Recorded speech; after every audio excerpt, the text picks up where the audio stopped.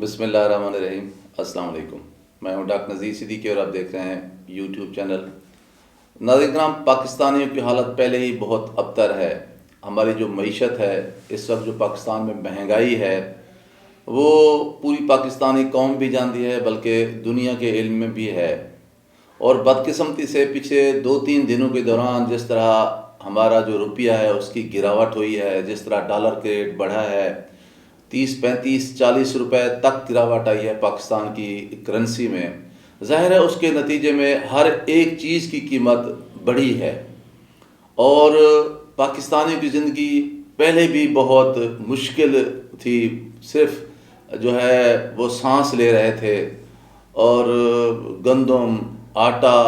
اشیاء ضرورت، petrol, diesel, بجلی، گیس، ہر ایک چیز کی جو قیمتیں ہیں وہ اس قدر زیادہ ہیں کہ لوگوں کی پہنچ سے، سکت سے بھی دور ہو چکے ہیں۔ پھر ستم بلائے ستم یہ ہوا ہے کہ اب جو ہے وہ پیٹرولیم مصنوعات کی قیمتیں جو ہیں وہ مزید بڑھا دی گئی ہیں۔ بیک جنبش قلم 35 روپے فی لیٹر تک جو ہے وہ اضافہ کر دیا گیا ہے۔ اور یہ ہمارے فنانس منسٹر نے جو ہے بیٹھے بٹھائے اس کا اعلان کر دیا ہے، کوئی اوگرا کی پروپوزل نہیں آئی، بلکہ کیونکہ جو پیٹرول پمپ ہیں یہ اکثر ہماری ایلیٹ کلاس کے ہیں، ان کو پہلے ہی ایک دن پتہ چل گیا ہے اور کل صبح سے انہوں نے اپنے پیٹرول پمپ بند کر دیے ہیں، تیل سٹاک کر لیا ہے، لوگوں کو تیل نہیں مل رہا تھا، اور اچانک سے اعلان ہو گیا ہے کہ جناب پیٹرول جو ہے وہ ڈیزل جو ہے یا پیٹرولیم مصنوعات ہیں ان کی قیمتیں جو ہیں وہ 35 روپے فی لیٹر تک بڑھا دی گئی ہیں۔ اب نئی جو قیمتیں ہیں اگر ان کو دیکھا جائے تو اس وقت جو پیٹرول ہے وہ 250 تک مل رہا ہے، اور ڈیزل جو ہے وہ 263 روپے فی لیٹر تک مل رہا ہے۔ اسی طرح مٹی کا تیل 190، اور لائٹ جو ڈیزل ہے وہ 187 روپے فی لیٹر تک اس وقت دستیاب ہے۔ اب آپ خود اندازہ کر لیں، جب پیٹرول کی یا ڈیزل کی یا لائٹ ڈیزل کی قیمت بڑھے گی تو اسی نسبت سے فوراً ہی ٹرانسپورٹ کی جو کرائے ہیں وہ بڑھ جاتے ہیں۔ جب کرائے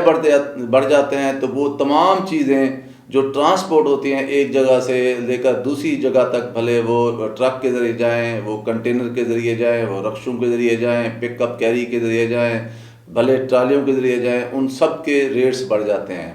وہ چاہے سبزیاں ہوں، وہ چاہے دالیں ہوں، وہ چاہے کوئی بھی چیز ہو، ہر ایک چیز کے ریٹ بڑھتے ہیں۔ اور پھر فرنس آئل سے چلنے والے جو ہمارے بجلی کے کارخانے ہیں، ظاہر ہے بجلی کا ریٹ بھی بڑھایا جائے گا، گیس کے ریٹس بھی ہم مزید بڑھیں گے۔ اور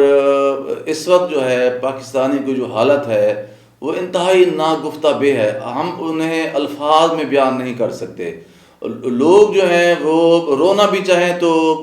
رو نہیں سکتے، ان کی آنکھوں کے آنسو ختم ہو چکے ہیں، کیونکہ یہ نئی بات نہیں ہے۔ ہر جب دن نیا طلوع ہوتا ہے تو انہیں کوئی نہ کوئی سانحہ، کوئی نہ کوئی پریشانی، کوئی ایسی بری خبر جو ہے وہ سننی پڑتی ہے، اور پچھلے کئی مہینوں سے یہ سلسلہ ایک تسلسل کے ساتھ جاری ہے۔ مجھے یاد نہیں پڑتا کہ پچھلے کئی مہینوں کے دوران پاکستانی قوم کو کوئی خوشی کی خبر جو ہے نصیب ہوئی ہو۔ ایک بدقسمتی کا ایک سلسلہ ہے جو ہے وہ دراز ہوتا جا رہا ہے، ایک بے یقینی کی فضا ہے جو ختم ہونے نہیں آ رہی، اور ایک عجیب سی انتشار ہے، تذبذب ہے، اور عدم اتفاق ہے، آپس میں لڑائی جھگڑا ہے، تصادم ہے، مہنگائی، جہالت، غربت، بیماری، ہر ایک چیز نے پاکستان کے وجود کو، قومی وجود کو جو اس وقت وہ جکڑ رکھا ہے۔ جو لوگ اپنے گھر بنانا چاہتے تھے سیلاب کی وجہ سے، جو گر گئے تھے بارشوں کی وجہ سے، اب ان کے لیے جو تعمیراتی سامان ہے، بھلے وہ سیمنٹ ہو، وہ اینٹیں ہوں، وہ سریا ہو، وہ بجری ہو، وہ ہر ایک چیز کے ریٹ جو ہے اسی نسبت سے، جس نسبت سے اب یہ پیٹرولیم مصنوعات کی قیمتیں بڑھی ہیں یا ڈالر کے ریٹ بڑھا ہے، فوری طور پر سوشل میڈیا میں خبر آتی ہے، اور وہ جو لوگ بیٹھے ہوئے ہیں، دکاندار ہیں، ٹریڈرز ہیں، وہ فوری طور پہ ریٹ بڑھا دیتے ہیں، اور غریب کا جینا جو ہے وہ دو بھر کر دیا جاتا ہے۔ تو میں سمجھتا ہوں کہ جس طرف پاکستان جا رہا ہے وہاں کوئی خیر کی ہمیں صورتحال نظر نہیں آ رہی، لیکن اس سے بھی بڑا ظلم یہ ہے کہ اس چیز کا یا تو ہمارے ملک کے جو بڑے ہیں یا تو ان کو اس کا اندازہ نہیں ہے، یا وہ جان بوجھ کر جو ہے وہ جو انجانے کا ناٹک کر رہے ہیں، کیونکہ قوم کو جو اس وقت دکھ درد تکلیف ہے اس کے مداوے کے لیے کہیں سے بھی ہمیں کوئی قدم اٹھتے ہوئے نظر نہیں آ رہے، بھلے وہ سیاسی محاذ ہو، بھلے وہ ادارہ جاتی محاذ ہو، بھلے وہ ہمارے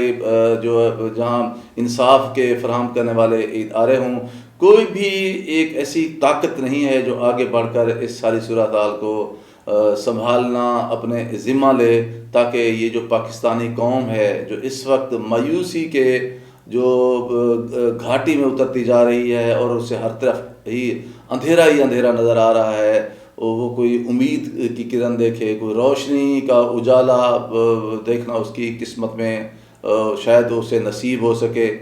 الغرض ایک جو ہے لا امیدی ہے جو پوری پاکستانی قوم کو جس نے ہر طرف سے گھیر رکھا ہے۔ تو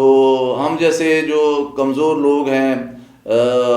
ہم صرف یہ دعا ہی کر سکتے ہیں کہ اللہ تبارک و تعالیٰ جس طرح اسحاق ڈار صاحب نے کہا ہے کہ پاکستان کو اللہ تبارک و تعالیٰ نے بنایا ہے تو پاکستان کی جو ترقی ہے وہ بھی پھر اللہ تعالیٰ ہی فرمائیں گے۔ حالانکہ دنیا مسبب الاسباب ہے، یہاں سبب بنتی ہے کوئی چیز تو پھر جو ہے وہ اس کا کوئی نہ کوئی راہ نکلتی ہے۔ ایون صحابہ کرام نے، ایون انبیاء علیہ السلام نے جنگیں بھی لڑی ہیں، تجارت بھی کی ہے، کوشش بھی کی ہے، اس کے بعد انہیں کامیابی نصیب ہوئی ہے۔ یہ تو نہیں ہو سکتا کہ ہم ہاتھ پہ ہاتھ دھرے بیٹھے صرف یہ انتظار کرتے ہیں کہ اللہ تبارک و تعالیٰ پاکستان کو موجودہ صورتحال سے باہر نکالے گا، لیکن 70 سالوں کے دوران جس طرح ہم نے ملک اپنے کے وسائل کو لوٹا ہے اور ہر ایک ادارے نے دوسرے کے معاملات میں ٹانگیں اڑائی ہیں، اور جس طرح جو ہے بصیرت سے کام نہیں لیا گیا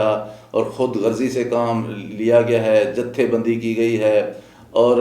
ایک دوسرے کو جو ہے برداشت نہیں کیا گیا اور جمہوریت کو صحیح معنوں میں پروان نہیں چڑھنے دیا گیا، آج 70 سال کا ہم نے جو کچھ بھی بویا آج ہم اس کا کاٹ رہے ہیں۔ اس کے باوجود پھر بھی دعا کرنی چاہیے کہ اللہ تبارک و تعالیٰ ہمارے پاکستان پر خاص طور پر رحم فرمائے اور ہم اس موجودہ صورتحال سے باہر نکل سکیں۔